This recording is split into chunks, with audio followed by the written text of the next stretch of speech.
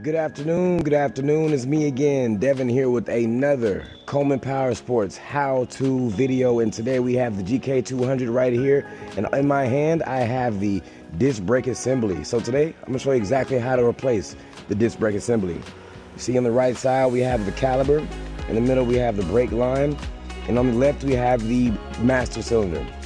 It's going to come just like this. It's also going to come with this package right here. It's going to be the lock key for your pedal so that you can make sure you lock in your cylinder.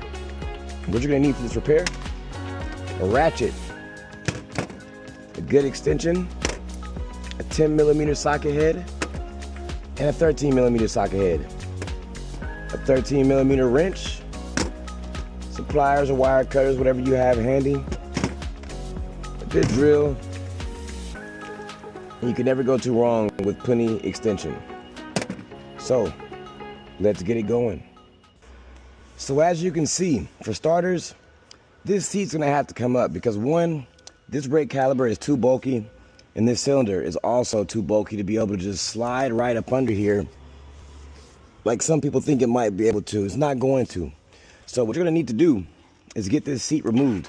Not the entire seat, just the rear. That way we can lift it up and be able to access each caliper or the cylinder however we would like to do it, or however you would like to do it. In order to start, you're going to need to take off 2 10mm bolts, and they're going to be in place with 2 lock nuts, 12mm. That's why we need our 13mm to hold it in place just like this in the bottom. And you're going to grab your ratchet with your 10mm socket head. There you are. And what I like to do at this point, it's loose. So I'm gonna grab that socket, put it on my drill, make life a lot easier. If you have it, it's a great thing. If not, it's okay. It's not too much elbow grease you have to apply. And look at that, simple as that. Lock that out. Bolts ready. There we are. You see this side? You see how easy that is? It's able to lift. And honestly, you don't even have to take the other one.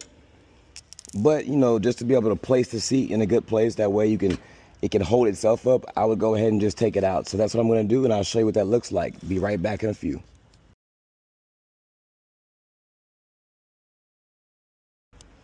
Okay, so as you can see, we have the seat removed from the rear.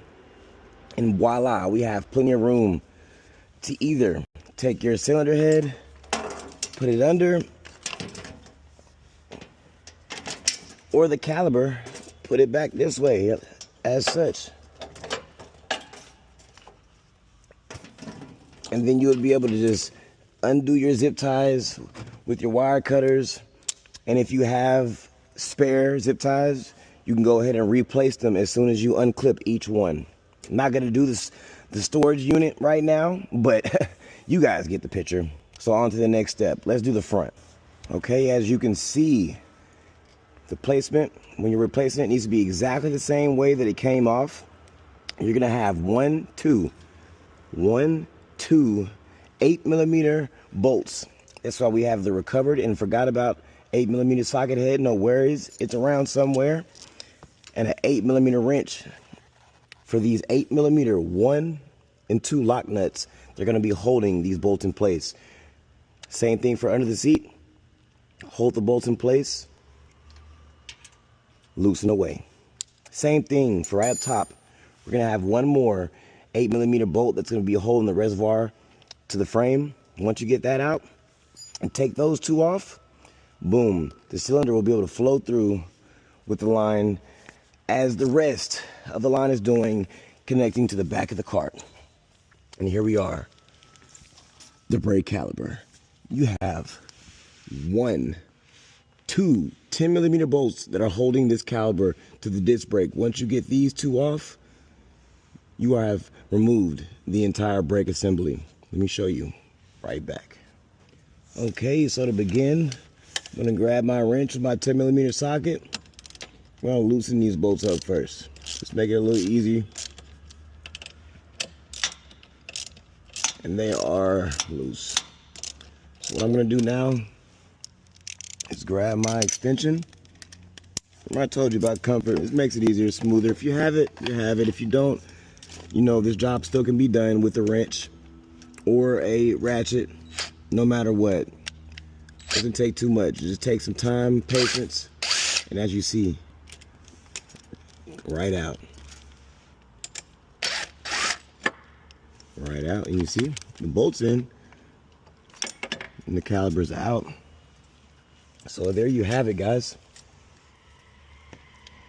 Your entire brake assembly taken apart in under 5 minutes.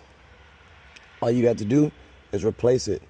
So let me show you what to do to make sure that you're putting this caliber here on your disc brake the proper way without any mishaps while driving your precious GK200.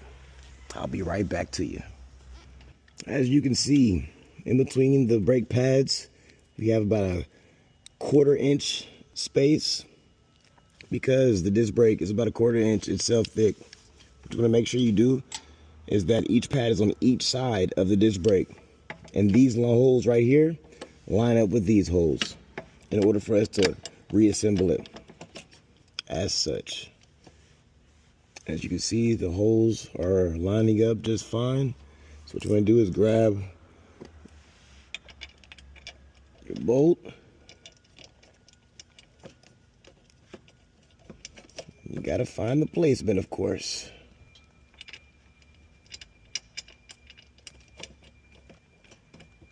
There we are. And what I do is just usually just tighten them enough about the hand strength just to make sure they're sitting in the same exact setting they were to begin with.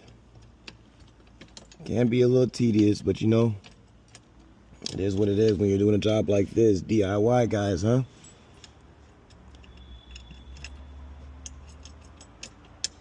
There we are.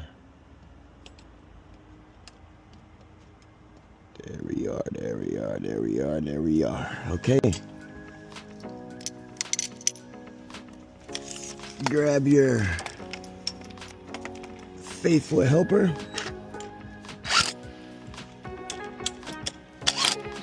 And there we are.